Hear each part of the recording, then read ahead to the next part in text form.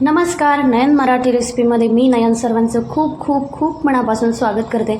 आज आपण खूप सोपी अशी रेसिपी बघतोय, खायला अगदी टेस्टी, रुचकर आणि झटपट होणारी अशी आज आपण रेसिपी बघतोय, ती म्हणजे पिठलं।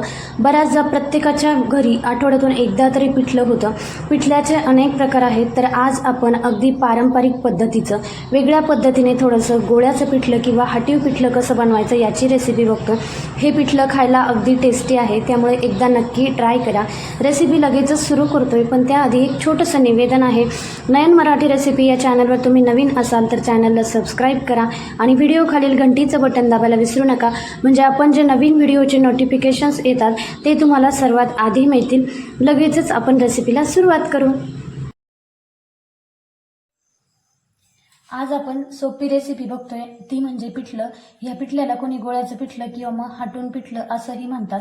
तर त्यासाठी आपण काय साहित्य घेतलंय हे बघू। तर मी इथं एक मध्यम आकाराची घरातली कोणतीही वाटी, त्याने बेसन पीठ मोजून घेतलं। आता तुम्हाला किती प्रमाणात पिठलं करायचंय त्यानुसार इथं पिठाचं प्रमाण कमी जास्त करायचं आहे। त्यानंतर एक मध्यम आकाराचा कांदा बारीक कापून घेतलाय। त्यानंतर थोडीशी कोथिंबीर घेतली, 10 ते 12 लसणाच्या पाकळ्या घेतल्या। त्यानंतर 4 ते 5 हिरव्या मिरच्या घेतल्या। आता तुम्हाला पिठलं किती प्रमाणात तिखट पाहिजे त्यानुसार तुम्ही मिरच्यांचं प्रमाण कमी जास्त करू शकता। त्यानंतर 4 ते 5 कढीपत्त्याची पानं घेतली आणि आता त्यानंतर फोडणीचं साहित्य बघू। तर मी इथं अर्धा चमचा जिरे घेतले, अर्धा चमचा मोहरी, त्यानंतर पाव चमचा हळद, पाव चमचा हिंग आणि चवीनुसार मीठ घेतलंय। आता त्यानंतर आपल्याला थोडंसं वाटण करून घ्यायचं आहे। तर त्या वाटणासाठी आपण थोडासा लसूण, मिरच्या, कढीपत्त्याची काही पानं आणि कोथिंबीर याचं आपण छोटंसं वाटण करून घेणार आहे। आता पिठलं करण्यासाठी मी एक कढई गरम करायला ठेवली। कढई गरम झाली, आपण त्यात तेल घालू। पोह्याचे 4 ते 5 चमचे मी इथं तेल घातले। तेल गरम झालंय, आपण मोहरी टाकून घेऊ। आपण जिरे घालतोय। त्यानंतर आपण जो बारीक कापून कांदा घेतलाय तो यात टाकतो।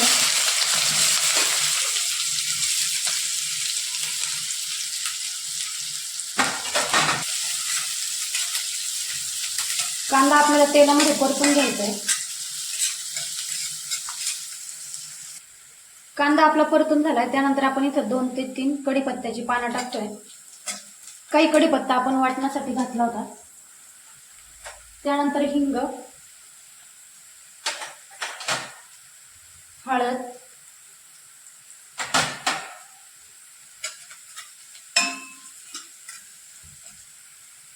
आता आपण पिठल्यासाठी जे छोटंसं वाटण करून घेतलं होतं ते यात टाकतोय। आपण इथं थोडासा कढीपत्ता, कोथिंबीर, लसूण, मिरच्या बारीक करून घेतल्या। थोडासा कढीपत्ता वाटण्यासाठी घातला की आपल्या पिठल्याला टेस्ट छान येते। आता आपला कांदा छान परतून झालाय, त्यानंतर आपण यात मीठ टाकतोय। चवीनुसार आपण इथं मीठ घ्यायचंय। आपण या वाटणातच लगेच मीठ टाकणार आहे, कारण आपण यात आता पाणी टाकून त्याची उकळी आणणार आहे आणि मग पीठ सोडणार आहे, म्हणून आपण मीठ याच्यातच टाकलंय।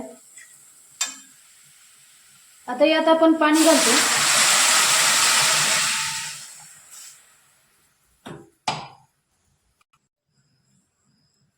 कढईमध्ये मी आता इथं 2 ग्लास पाणी घातलंय।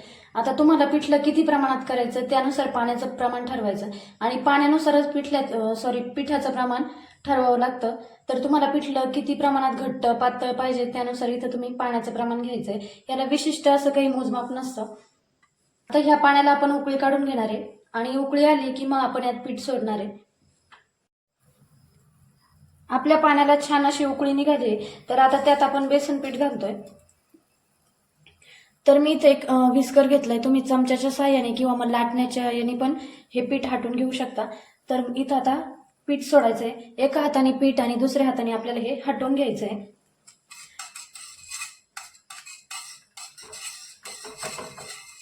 थोडं थोडं पीठ टाकत आपल्याला हे मिक्स करून घ्यायचंय।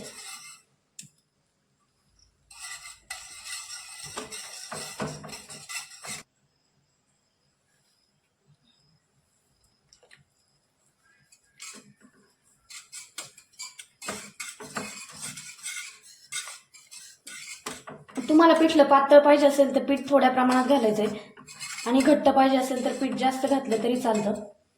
आणि याचे छोटे छोटे गोळे तयार होतात, म्हणून ह्या पिठल्याला गोळ्याचं पिठलं असं म्हणतात.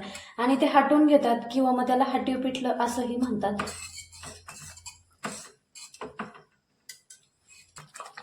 पिठलं आपलं तयार होतंय. तर मी इथं 2 ग्लास, हा ग्लास तुम्ही बघू शकता, ह्या ग्लासाने मी 2 ग्लास इथं पाणी घेतलं होतं. आणि ह्या वाटीने सपाट वाटी मी इथं बेसन पीठ घेतलं होतं. आता यातली पाऊण वाटी आपण पीठ इथं वापरलं आणि पाव वाटी पीठ इथं शिल्लक आहे. तर ह्या मोजमापाचं या पद्धतीचं पिठलं तयार होतं. आता तुम्हाला किती घट्ट पातळ पाहिजे त्यानुसार तुम्ही ठरवू शकता.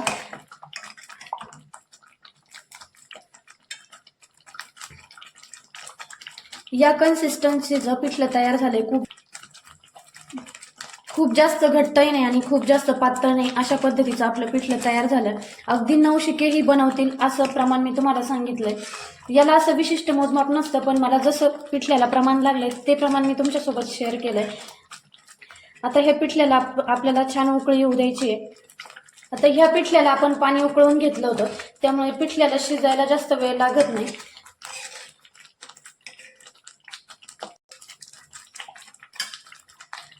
पीठ टाकल्याच्या नंतर 5 ते 7 मिनिटात आपलं पिठलं तयार होतं.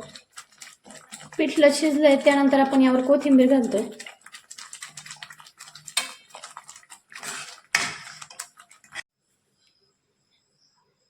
पिठलं शिजलंय त्यानंतर आपण गॅस बंद करतोय.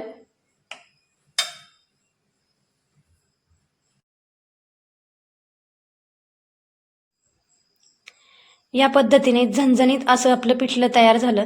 आता ह्या पिठल्यावर अशी तेलाची धार, त्याचसोबत शेंगदाण्याची चटणी. ह्या शेंगदाण्याच्या चटणीची रेसिपी आपण चॅनलवर शेअर केली आहे, तुम्ही नक्की जाऊन बघा. त्याचसोबत कांदा, लोणचं, चपाती. ह्या जेवणाची चव काही अप्रतिमच आहे. तर पिठल्याचे बरेच प्रकार आहेत, त्यातला आज आपण गोळ्याचं पिठलं किंवा याला हाटीव पिठलं असंही म्हणतात. तर याची रेसिपी बघितली. तर तुमची काही पिठल्याची वेगळी पद्धत असेल तर तीही माझ्यासोबत शेअर करा, मी नक्कीच प्रयत्न करेन. आणि माझी रेसिपी आज तुम्ही ट्राय करून बघा. आवडल्यास लाईक करायला विसरू नका. पुन्हा भेटूया अशाच एका झणझणीत रेसिपीसोबत. तोपर्यंत धन्यवाद.